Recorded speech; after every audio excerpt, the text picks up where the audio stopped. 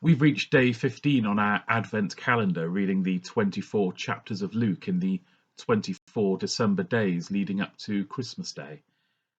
And today we're on chapter 15. There's three parables in today's reading, and the first is the parable of the lost sheep. Now the tax collectors and sinners were all gathering round to hear him. But the Pharisees and the teachers of the law muttered, "This man welcomes sinners and eats with them." Then Jesus told them this parable. Suppose one of you has 100 sheep and loses one of them. Does he not leave the 99 in the open country and go after the lost sheep until he finds it? And when he finds it, he joyfully puts it on his shoulders and goes home. Then he calls his friends and neighbors together and says, "Rejoice with me.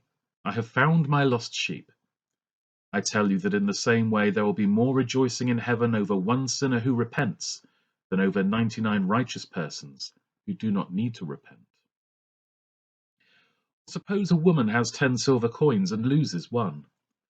Does she not light a lamp, sweep the house, and search carefully until she finds it? And when she finds it, she calls her friends and neighbors together and says, "Rejoice with me. I have found my lost coin." In the same way, I tell you, there is rejoicing in the presence of the angels of God over one sinner who repents.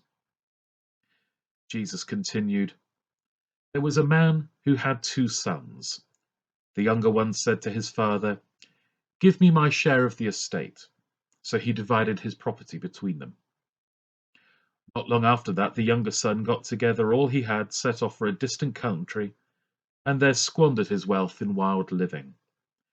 After he had spent everything, there was a severe famine in the whole country, and he began to be in need.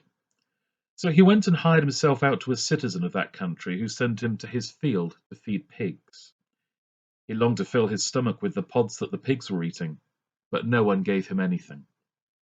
When he came to his senses, he said, 'How many of my father's hired men have food to spare, and here I am starving to death? I will set out and go back to my father and say to him, Father, I have sinned against heaven and against you. I am no longer worthy to be called your son. Make me like one of your hired men.' So he got up and went to his father. But while he was still a long way off, his father saw him and was filled with compassion for him. He ran to his son, threw his arms around him, and kissed him. The son said to him, 'Father, I have sinned against heaven and against you. I am no longer worthy to be called your son.'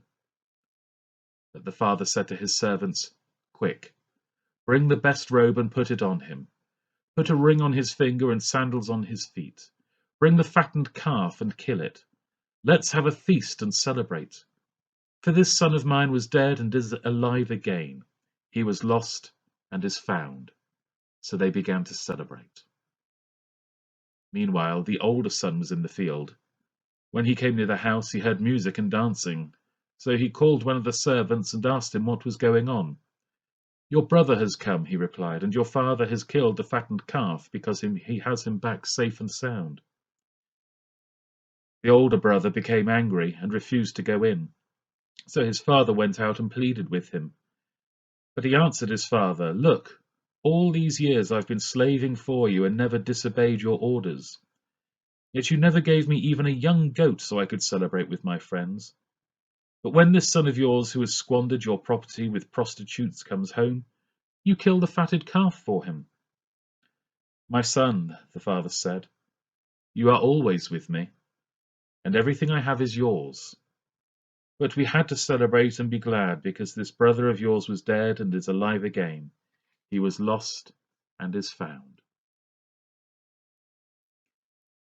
I think sometimes when we read the parable of the lost son, we look for ourselves in that story sometimes and imagine ourselves as the lost son. But there may also be times in our lives when we are the older brother as well. There are two quite distinct roles in that story. And I think sometimes we can look at our hearts and examine ourselves and find that sometimes we are one brother, sometimes we are another.